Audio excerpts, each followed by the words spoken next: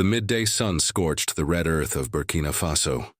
Over the great dam, waves of heat shimmered like fire dancing in the air. Metal clanged, hammers echoed, and the heavy rhythm of construction swallowed the valley whole. Men moved like shadows in the dust, sweat-streaked, backs bent, eyes fixed on a dream bigger than themselves. A dam that promised power, light, and hope for thousands. But beneath the sound of progress, something silent, something unseen, waited to be noticed.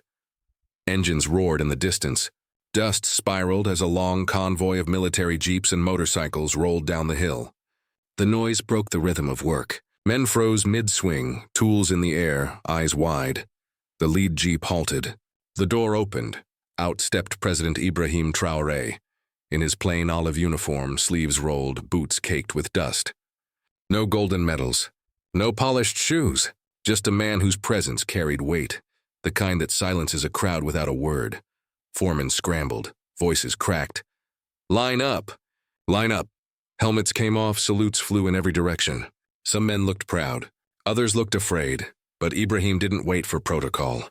He walked straight into the sight, his boots crunching over gravel, eyes sweeping across the giant turbines, the half-built tunnels, the men sweating for their nation's future. He nodded at some, shook hands with others. He was the kind of leader who wanted to feel the ground his people worked on. Then, out of the corner of his eye, something broke his focus. A tiny shadow near a pile of sandbags. Too small to be a worker, he stopped. There, bent under a basin twice his size, was a little boy, barefoot, dust covering his hair. His thin arms trembled as he lifted the sand. For a moment, Ibrahim thought, maybe he's just playing. But when the boy staggered forward, chest heaving, sweat dripping onto the sand, the truth hit him like a knife. This child was working. Ibrahim's expression hardened. He walked toward the boy, fast, purposeful. His guards instinctively closed in, but one look from Ibrahim made them freeze. He didn't need protection from a child. He needed answers. He crouched down, eye level with the boy. "My son," he said softly, "why are you here? Why are you carrying sand? You're too small for this." The boy froze, like a bird caught in a storm. He bit his lip, eyes flickering between the president and the ground. He said nothing, only held the basin tighter, as if his life depended on it. Ibrahim rose to his feet, his voice cutting through the air. "Supervisor, who is this child?" Every hammer stopped. Every engine went quiet.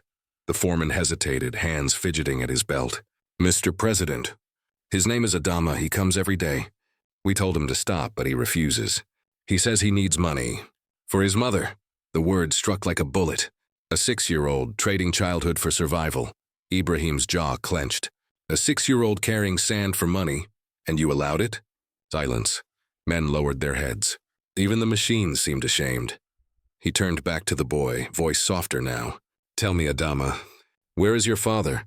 The boy's lips trembled. "My father died last year. My mother is sick. She can't work.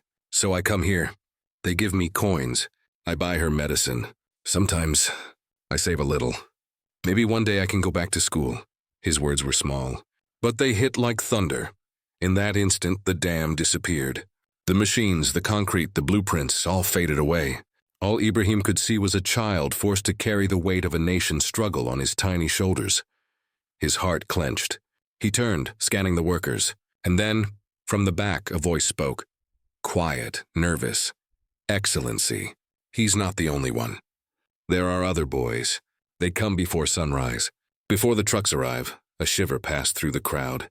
Eyes darted. No one spoke again. Ibrahim's voice rose, steady but cold. "As of this moment, the site manager and his team are suspended. An investigation will begin today. No child in this nation should trade his future for a bowl of sand." Gasps rippled through the line. No one dared to move. He stepped forward, gently took the basin from Adama's shaking hands and set it aside. Then he lifted the boy, carefully, like holding something sacred. Dust mixed with tears on the child's face as he buried his head against the president's uniform. Ibrahim's voice lowered to a whisper. Words meant only for him, but powerful enough for the nation. "Don't cry, my son. From today, your life will change." The workers watched in silence, some with guilt, some with awe, because in that moment they didn't see a president, They saw a father, a protector, a man who refused to look away. As the convoy prepared to leave, Ibrahim didn't look back at the machines. He looked at the horizon, where hundreds more children like Adama might still be working under the same sun.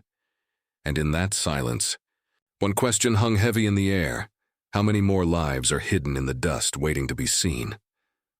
The convoy rolled away from the construction site slowly, engines rumbling like distant thunder down the dirt road. Dust trailed behind, but inside the lead jeep, the world had gone quiet. President Ibrahim Traoré sat with little Adama on his lap. The boy's small hands clutched the edge of Ibrahim's sleeve, eyes hollow with exhaustion. Ibrahim pulled a folded handkerchief from his pocket, wiping the dirt and sweat from the child's face, brushing dust from his hair as the wind hummed outside. "Adama," he said gently, "you will not carry sand again. That's my promise." His voice carried the weight of a father's vow, calm, certain, unshakable. He looked down at the boy. "Tell me, my son, where is your mother?" Adama sniffled, eyes still fixed on the horizon through the car window. "At home, she cannot walk. She coughs all the time. I buy medicine. But it's not enough. At night, she cries when she thinks I'm asleep." Ibrahim's chest tightened. For a moment, he said nothing. His hand rested on the boy's back, steady and warm. "You are too young to live like this," he said quietly. "But don't worry. We will go to her." Then after a pause, his tone softened with almost a smile. "But first, you need proper clothes." The convoy rolled into a bustling market in Ouagadougou, the capital. The sun blazed high over colorful stalls. Vendors shouted prices, women bargained, and the smell of grilled meat, dust, and life filled the air. But when the crowd saw who stepped out of the jeep, the noise vanished. Whispers spread like a wave. "It's him, the president, with a child in his arms." Every head turned as Ibrahim, still holding Adama, walked calmly through the narrow lanes of the market. He stopped at a small clothing shop where a woman folded fabric behind a counter. "Madame Salamata," he greeted softly. The shopkeeper froze, eyes wide, the fabric slipping from her hands. "Mr. President?" He smiled faintly. "Today I am here as a father. Please, show us clothes for this boy." Inside, the shop smelled of fresh cotton and hope. Rows of colorful shirts hung neatly beside polished shoes and pressed trousers. Adama's small fingers trailed hesitantly along the fabrics, yellow, blue, white, as though he feared they might vanish if he touched them too long. Ibrahim knelt beside him. "Choose what you like, Adama. Today is your day." The boy's lips parted slightly. He looked from one rack to another, unsure if he was even allowed. Ibrahim gave him a small nod. Slowly, shyly, Adama pointed, first to a bright yellow shirt, then to a pair of blue trousers. His gaze lingered on a small pair of sneakers. "Good choice," Ibrahim said, smiling. "Go on, try them." When Adama stepped out of the fitting room, the shop fell silent. He stood in the doorway and clothes crisp, shoes shining, a child transformed. For the first time, he looked like what he truly was, a child with a future. A soft clap began at the counter. Then another. Within seconds, the whole shop was applauding. Adama's shy smile grew wide. He turned toward the mirror, brushing his fingers across the bright yellow fabric as though confirming it was real. "You look like a prince," Ibrahim said warmly, bending down so only Adama could hear. "And from today you will be treated like one." Madame Salamata stepped forward, adjusting the boy's collar. "It fits perfectly," she said with a proud smile. "Strong colors for a strong boy." Adama lowered his eyes and whispered, "Thank you." But in that tiny voice, the entire market could feel something shift. A spark of dignity reborn. The convoy moved again, now through the narrow outskirts of Ouagadougou. Children played football with a tin can in the dust. Women sat under umbrellas selling tomatoes and peanuts in small bowls. Life moved slowly, beautifully. But beneath it, poverty's silence was everywhere. Adama pressed his small hand against the window glass. "This is where we live," he said softly. The vehicles stopped before a crumbling house, mud walls cracked, one door hanging on a single hinge. Chickens scattered as the guards stepped out. Inside, the air was thick with smoke and medicine. On a thin mattress lay a woman coughing weakly. skin pale, eyes tired. When she saw her son step in with the president, she froze. "Adama," she gasped, trying to push herself up. "What is this? What have you done?" Ibrahim raised a calming hand. "Don't be afraid, madam. I'm here to help." Her name was Awa, a widow barely past 30, yet hardship had carved years into her face. She looked at her son's clean clothes, then back at Ibrahim in disbelief. "My boy works too hard," she said, tears forming.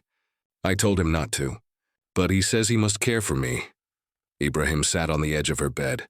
His tone softened, carrying the warmth of a brother, not a ruler. "You raised a son with a heart beyond his years," he said. "But from today you will not carry this burden alone." He turned to his aide. "Prepare transport. She needs a doctor now." Awa covered her face, sobbing. "God has answered me," she whispered through trembling hands. Moments later, the guards entered with a stretcher. Normally stern, they moved carefully as if afraid to break her fragile hope. Adama clung to her hand, refusing to let go even as they lifted her. At the municipal hospital, doctors rushed forward as the convoy arrived. A nurse hurried over, worry creasing her brow. "The wards are already full, Mr. President." Captain Sidhu, standing beside Ibrahim, stepped forward firmly. "This is a presidential order. Make space now." Within moments, the staff moved. Curtains were drawn, beds cleared. Awa was placed gently on a clean bed, the first comfort she'd felt in months. Ibrahim stood at her side, speaking softly to the doctor. "She needs full treatment, no delays. Whatever medicine she requires, provide it." Then, kneeling beside the bed, he took Adama's small hand and placed it on his mother's. "Your mother will get better," he said. "You'll see her smile again." Adama's eyes filled with tears, but this time they were not from pain. They were from relief. For the first time in his young life, he believed tomorrow might actually be brighter than today. As Ibrahim stood to leave, he looked back at the boy, at the woman, at the fragile hope blooming in that small room. "Every nation," he murmured to himself, "is measured not by its wealth, but by how it treats its children." Outside the hospital, Ibrahim's convoy waited, but his face was heavy with thought. He looked toward the distant hills where thousands of workers still labored under the same sun. How many other children, he wondered, were still lost in that dust? Unseen, unheard? The decision forming in his heart would soon shake the entire country. Because by dawn, Ibrahim Traoré would not just be a president, he would become a revolution for the forgotten. The hospital corridor hummed with quiet activity, footsteps echoing softly on polished tiles, the faint beeping of machines, whispers of nurses moving between rooms. Inside one ward, a new bed had been prepared, clean white sheets, a soft pillow, and beside it, a chair where a small boy sat watching anxiously. Awa, Adama's mother, lay beneath the thin blanket, an oxygen tube resting gently under her nose. The rhythmic hiss of the machine filled the room, a sound that, to Adama, felt like a promise that his mother would breathe easy again. At the foot of the bed, President Ibrahim Traoré stood quietly, one hand resting on the boy's shoulder. His eyes softened. "From today," he said, his voice calm but full of conviction, "you are my son, Adama, and your mother, she is my sister. I will not leave you." Adama's lips trembled. He looked up, eyes glistening. "Thank you, Baba Ibrahim." For a moment, silence filled the room, sacred, healing. Only the slow rhythm of Awa's breathing broke it. That evening, as the sun dipped behind the rooftops, Ibrahim and Adama sat together on a worn wooden bench outside the hospital. The city lights flickered in the distance, and above them, a few brave stars pierced through the haze. Adama leaned back, looking up at the sky. "Do you like school, Adama?" Ibrahim asked softly. The boy nodded eagerly. "I love it. But we had no money. I keep my books in a box under my bed. Sometimes I read them at night with a candle." Ibrahim smiled, the kind of smile that hides a storm of thoughts. "From now on," he said, "you won't read by candlelight. You'll study in daylight every day. You'll go to school, and everything you need will be taken care of. Your fees, your uniform, your books, all of it."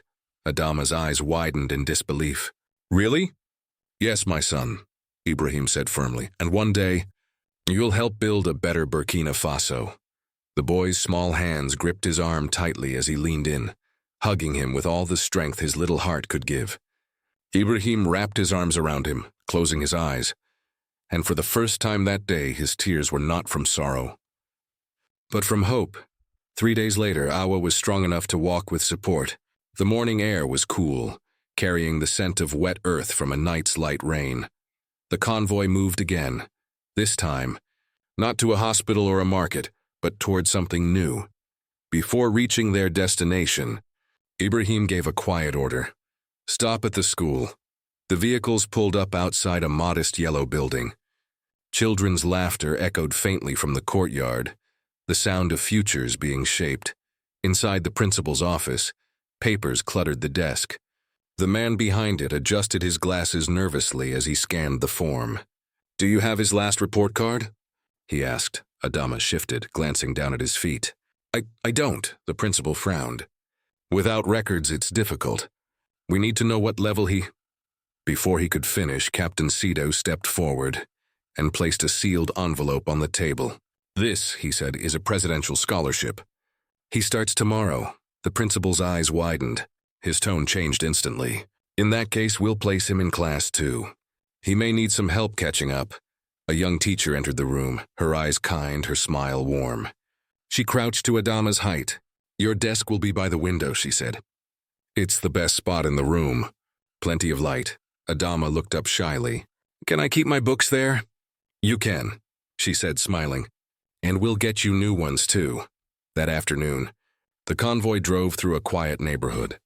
White-painted houses with red roofs, trees lining the streets, and children chasing each other between gates. Adama pressed his face against the window, wide-eyed.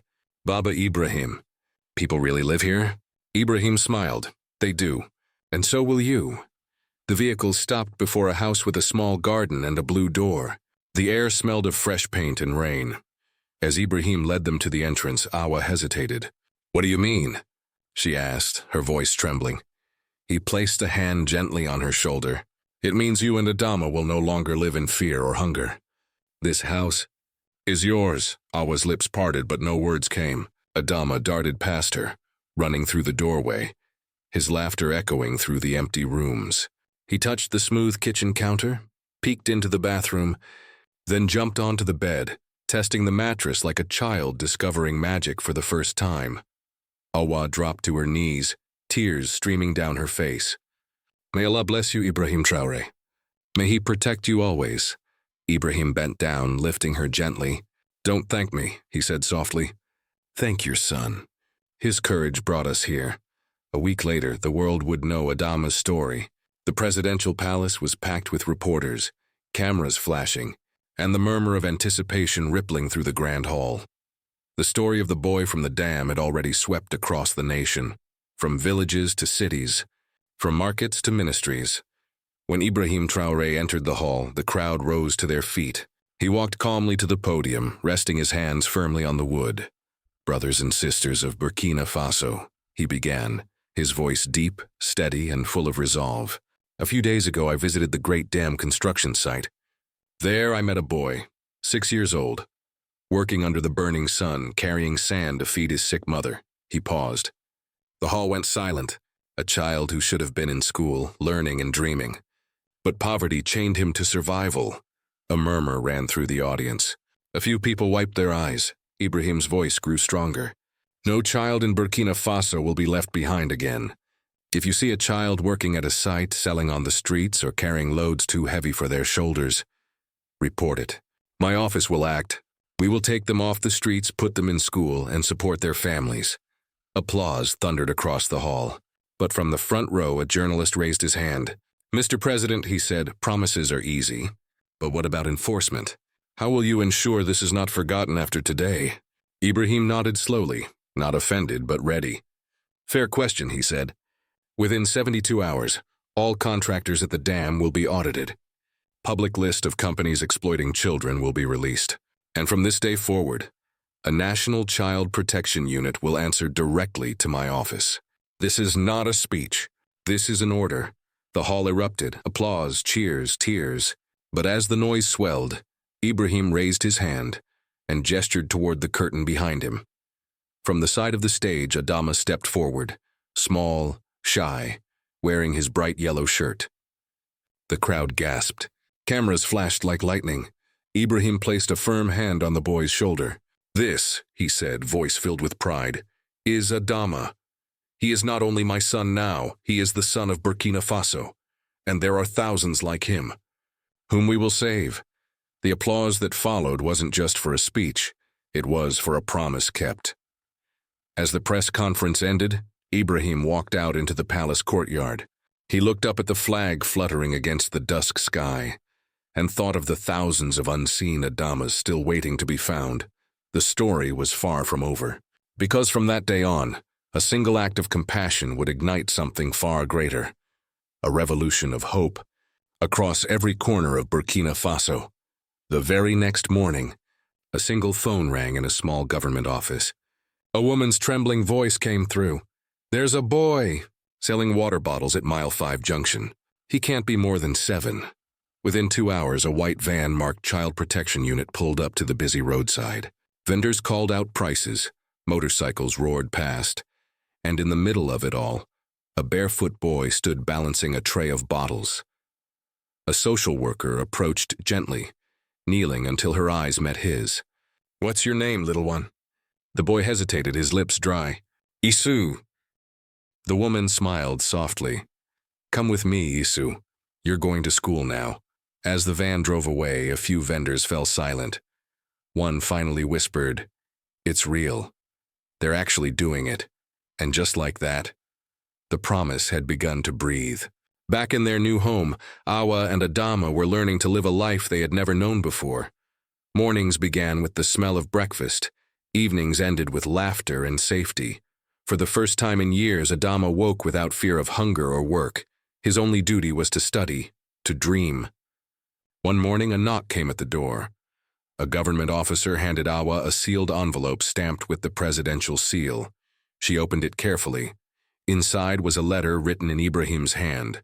"Adama and Awa, as long as I live, you are not alone. You will receive a monthly allowance from the state, so that food, medicine, and dignity never leave your home. This is not charity. It is your right. May this help you live in peace." Awa pressed the letter to her chest, tears falling freely. "Allah is great," she whispered. When Adama tried on his new school uniform for the first time, he stood before the mirror, shoes polished, school bag neatly strapped. He looked at his reflection for a long moment, then turned to his mother. "Mother, I'll study hard. I'll make President Traoré proud. And one day I'll help other children like me." Awa smiled through her tears. "You already are, my son." At school, Adama was welcomed warmly. Teachers bent to greet him, placing new books in his hands.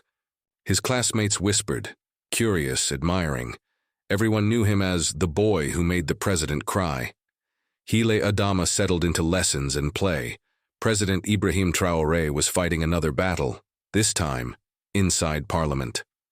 For weeks, debates filled the chamber. Pages of proposals and reforms were read aloud, argued, rewritten, and read again. And finally, it passed. The Child Protection and Education Act.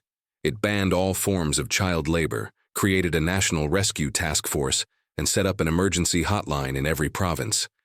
Social workers, police, and volunteers began combing markets, workshops, and roads, seeking out the forgotten children. At first, there was resistance. Parents feared losing the little income their children brought home. Shopkeepers complained of government interference. But soon the change became visible. Families began receiving small stipends, enough to replace what the children had earned.